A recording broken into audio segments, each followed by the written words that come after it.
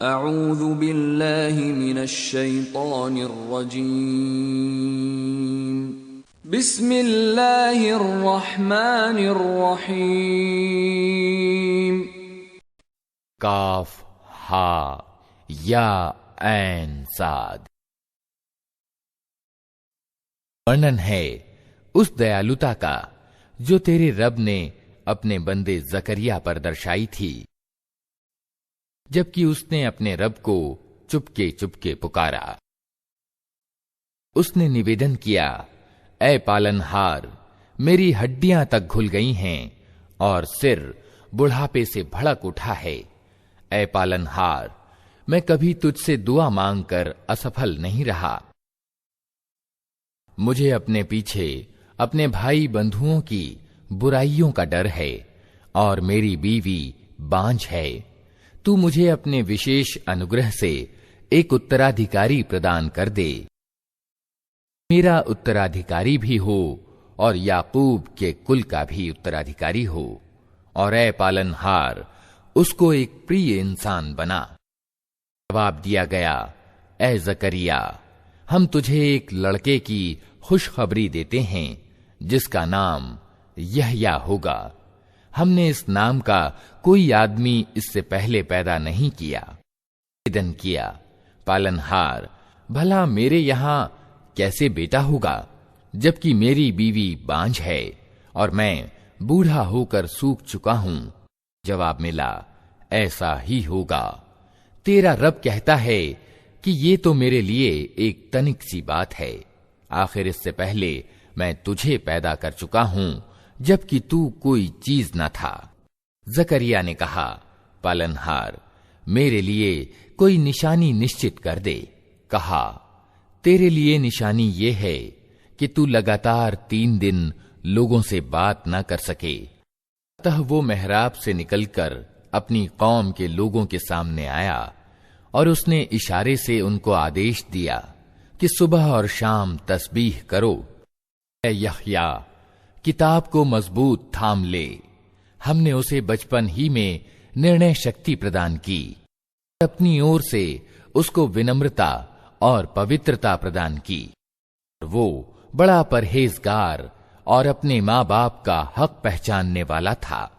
वो जाबिर यानी सरकश न था और न अवज्ञाकारी। सलाम उस पर जिस दिन की वो पैदा हुआ और जिस दिन वो मरे और जिस दिन वो जिंदा करके उठाया जाए। और ए नबी, इस किताब में मरियम का हाल बयान करो जबकि वो अपने लोगों से अलग होकर पूर्व की ओर एकांतवासी हो गई थी और पर्दा डालकर उनसे छिप बैठी थी। इस हालत में हमने उसके पास अपनी एक आत्मा को अर्थात फरिश्ते को भेजा और वो उसके सामने एक पूरे इंसान के रूप में प्रकट हो गया। मरियम यकायक बोल उठी कि अगर तू अल्लाह से डरने वाला कोई आदमी है तो मैं तुझसे रहम करने वाले अल्लाह की पनाह मांगती हूं। उसने कहा, मैं तो तेरे रब का भेजा हुआ हूं और इसलिए भेजा गया हूं कि तुझे एक पवित्र लड़का दूं। मरियम ने कहा, मेरे यहां कैसे लड़का होगा जबकि मुझे किसी मर्द ने छुआ तक नहीं है और मैं कोई बदकार औरत नहीं हूं। फरिश्ते ने कहा, ऐसा ही होगा। तेरा रब कहता है कि ऐसा करना मेरे लिए बहुत आसान है और हम ये इसलिए करेंगे कि उस लड़के को लोगों के लिए एक निशानी बनाएं और अपनी ओर से एक दयालुता, और ये काम होकर रहना है। मरियम को गर्भ रह गया और वो उस गर्भ को लिए हुए एक दूर के स्थान पर चली गई। फिर प्रसव पीड़ा ने उसे एक खजूर के पेड़ के नीचे पहुंचा दिया। वो कहने लगी, क्या ही अच्छा होता कि मैं इससे पहले ही मर जाती और मेरा नामो निशान न रहता। फरिश्ते ने पायती से उसको पुकार कर कहा, गम न कर, तेरे रब ने तेरे नीचे एक स्रोत बहा दिया है। तू तनिक इस पेड़ के तने को हिला, तेरे ऊपर रस भरी ताजा खजूरें टपक पड़ेंगी। अतः तू खा और पी और अपनी आंखें ठंडी कर। फिर अगर कोई आदमी तुझे दिखाई दे तो उससे कह दे कि मैंने रहमान यानी करुणामय के लिए रोजे की मन्नत मानी है, इसलिए आज मैं किसी से न बोलूंगी। फिर वो उस बच्चे को लिए हुए अपनी कौम में आई। लोग कहने लगे, ऐ मरियम, ये तो तूने बड़ा पाप कर डाला। हारून की बहन, न तेरा बाप कोई बुरा आदमी था और न तेरी माँ ही कोई बदकार औरत थी। मरियम ने बच्चे की ओर इशारा कर दिया। लोगों ने कहा, हम इससे क्या बात करें जो पालने में पड़ा हुआ एक बच्चा है। बच्चा बोल उठा, मैं अल्लाह का बंदा हूं। उसने मुझे किताब दी और नबी बनाया और बरकत वाला किया। जहां भी मैं रहूं और नमाज और ज़कात की पाबंदी का हुक्म दिया। जब तक मैं जिंदा रहूं अपनी मां का हक अदा करने वाला बनाया और मुझको जालिम और अत्याचारी नहीं बनाया। सलाम है मुझ पर जबकि मैं पैदा हुआ और जबकि मैं मरूं और जबकि जिंदा करके उठाया जाऊं। ये है मरियम का बेटा ईसा और ये है उसके बारे में सच्ची बात जिसमें लोग शक कर रहे हैं। अल्लाह का ये काम नहीं कि वो किसी को अपना बेटा बनाए। वो पवित्र जात है। वो जब किसी बात का निर्णय करता है तो कहता है कि हो जा, और बस वो हो जाती है।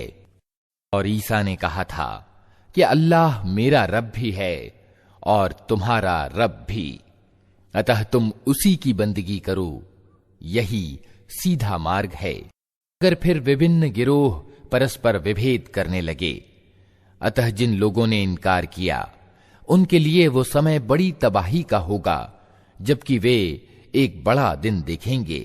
जब वे हमारे सामने हाजिर होंगे उस दिन तो उनके कान भी खूब सुन रहे होंगे और उनकी आंखें भी खूब देखती होंगी, मगर आज ये जालिम खुली गुमराही में पड़े हुए हैं।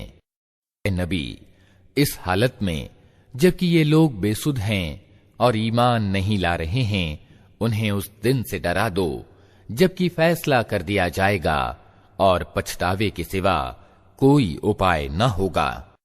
आखिरकार हम ही जमीन और उसकी सारी चीजों के वारिस होंगे और सब हमारी ही ओर पलटाए जाएंगे। इस किताब में इब्राहीम का किस्सा बयान करो। बेशक वो एक सच्चा इंसान और एक नबी था। इन्हें तनिक उस अवसर की याद दिलाओ जबकि उसने अपने बाप से कहा कि अब्बा जान, आप क्यों उन चीजों की उपासना करते हैं जो न सुनती हैं, न देखती हैं और न आपका कोई काम बना सकती हैं। अब्बा जान, मेरे पास एक ऐसा ज्ञान आया है जो आपके पास नहीं आया। आप मेरे पीछे चलें, मैं आपको सीधा मार्ग बताऊंगा। अब्बा जान, आप शैतान की बंदगी न करें। शैतान तो रहमान अर्थात करुणामय का अवज्ञाकारी है। अब्बा जान, मुझे डर है कि कहीं आप रहमान यानी करुणामय के अजाब में ग्रस्त न हो जाएं और शैतान के साथी बनकर रहें। बाप ने कहा, इब्राहीम, क्या तू मेरे उपास्यों से फिर गया है? अगर तू बाज ना आया तो मैं तुझे संगसार यानी पत्थर से मारकर काम तमाम कर दूंगा। बस तू हमेशा के लिए मुझसे अलग हो जा। इब्राहीम ने कहा, सलाम है आपको। मैं अपने रब से दुआ करूंगा कि आपको माफ कर दे। मेरा रब मुझ पर बड़ा मेहरबान है। मैं आप लोगों को भी छोड़ता हूं और उन हस्तियों को भी जिन्हें आप लोग अल्लाह को छोड़कर पुकारा करते हैं। मैं तो अपने रब ही को पुकारूंगा। उम्मीद है कि मैं अपने रब को पुकार कर नामुराद न रहूंगा। जब वो उन लोगों से और अल्लाह के अतिरिक्त उनके अन्य उपास्यों से जुदा हो गया तो हमने उसको इसहाक और याकूब जैसी औलाद दी और हर एक को नबी बनाया। उन पर अपनी दयालुता दर्शाई और उनको सच्ची ख्याति प्रदान की। और चर्चा करो इस किताब में मूसा की। वो एक चुना हुआ व्यक्ति था और रसूल नबी था। ने उसको तूर की दाहिनी ओर से पुकारा और रहस्य की बातचीत से उसको सामीप्य प्रदान किया और अपनी दयालुता से उसके भाई हारून को नबी बनाकर उसे सहायक के रूप में दिया। और इस किताब में इस्माइल की चर्चा करो, वो वादे का सच्चा था और रसूल नबी था। अपने घर वालों को नमाज और ज़कात का हुक्म देता था और अपने रब की दृष्टि में एक पसंदीदा इंसान था। और इस किताब में इदरीस की चर्चा करो, वो एक सत्यवादी मनुष्य और एक नबी था और उसे हमने उच्च स्थान पर उठाया था। ये वे पैगंबर हैं जो अल्लाह के कृपा पात्र हुए आदम की संतान में से और उन लोगों की नस्ल से जिन्हें हमने नूह के साथ नाव में सवार किया था, और इब्राहीम की नस्ल से और इसराइल की नस्ल से।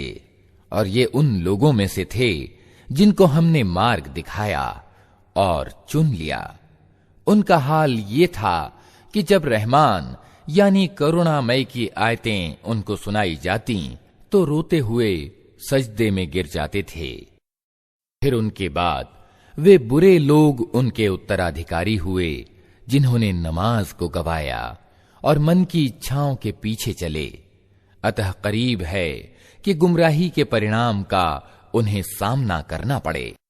बत्ता जो तौबा कर लें और ईमान ले आएं और अच्छा काम करें, वे जन्नत में प्रवेश करेंगे और उनका तनिक भी हक मारा न जाएगा। के लिए हमेशा रहने वाली जन्नतें हैं जिनका रहमान यानी करुणा मैंने अपने बंदों से परोक्षतः वादा कर रखा है और निश्चय ही ये वादा पूरा होकर रहना है। वहां वे कोई व्यर्थ बात न सुनेंगे, जो कुछ भी सुनेंगे ठीक ही सुनेंगे और उनकी रोजी उन्हें निरंतर सुबह और शाम मिलती रहेगी। यह है वो जन्नत जिसका वारिस हम अपने बंदों में से उसको बनाएंगे जो संयमी यानी परहेजगार रहा है। ऐ नबी, हम तुम्हारे रब की आज्ञा के बिना नहीं उतरा करते। जो कुछ हमारे आगे है और जो कुछ पीछे है और जो कुछ उसके बीच है, हर चीज का मालिक वही है और तुम्हारा रब भूलने वाला नहीं है।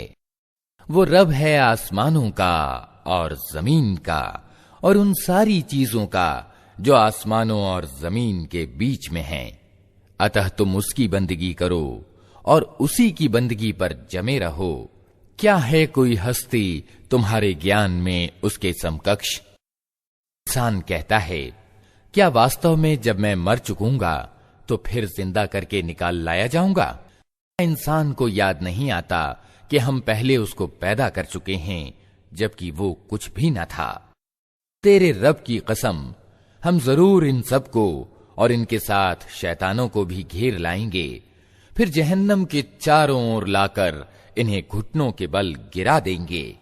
हर गिरोह में से हर उस व्यक्ति को छांट लेंगे जो रहमान यानी करुणामय के मुकाबले में ज्यादा सरकश बना हुआ था। फिर ये हम जानते हैं कि उनमें से कौन सबसे बढ़कर जहन्नम में झोंके जाने के योग्य है। तुम में से कोई ऐसा नहीं है जिसे जहन्नम पर पहुंचना न हो। ये तो एक निश्चित बात है जिसे पूरा करना तेरे रब के जिम्मे है।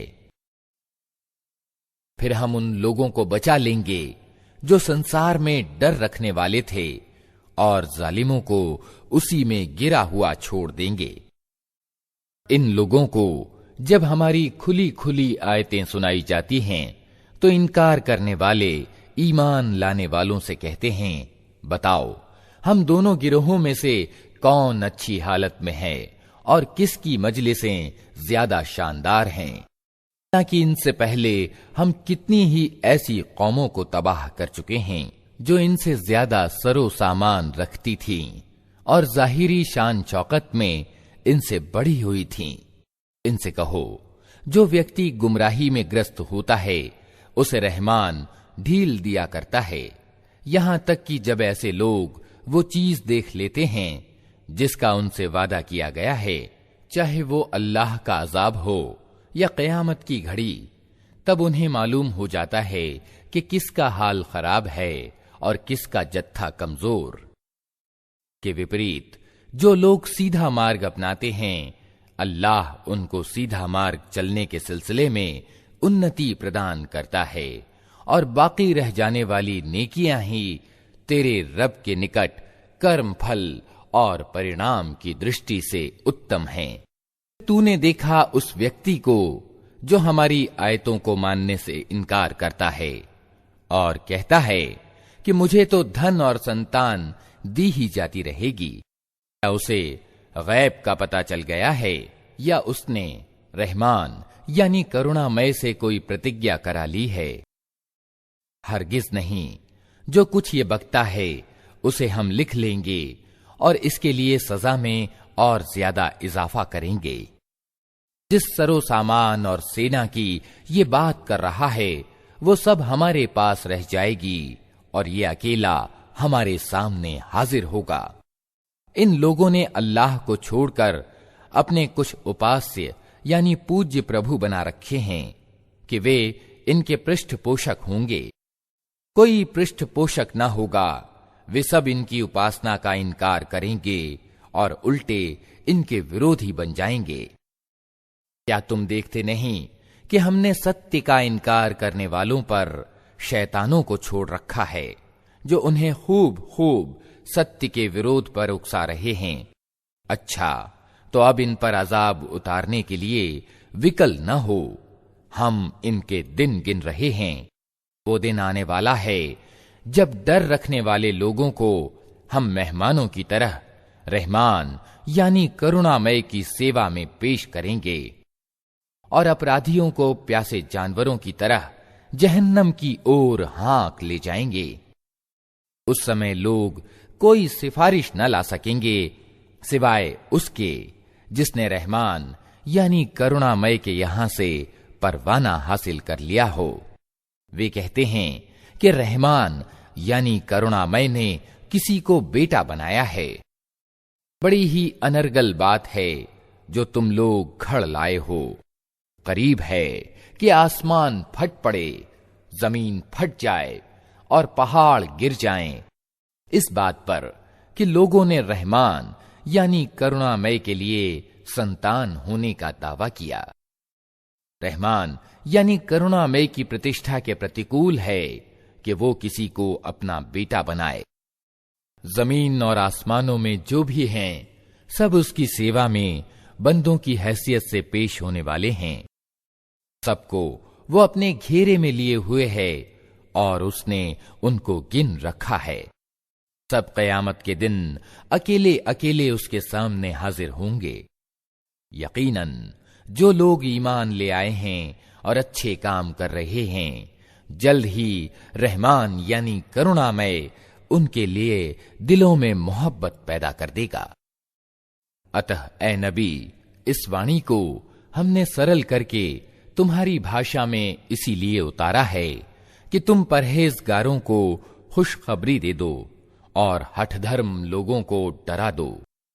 इनसे पहले हम कितनी ही कौमों को तबाह कर चुके हैं, फिर आज कहीं तुम उनका निशान पाते हो या उनकी भनक भी कहीं सुनाई देती है?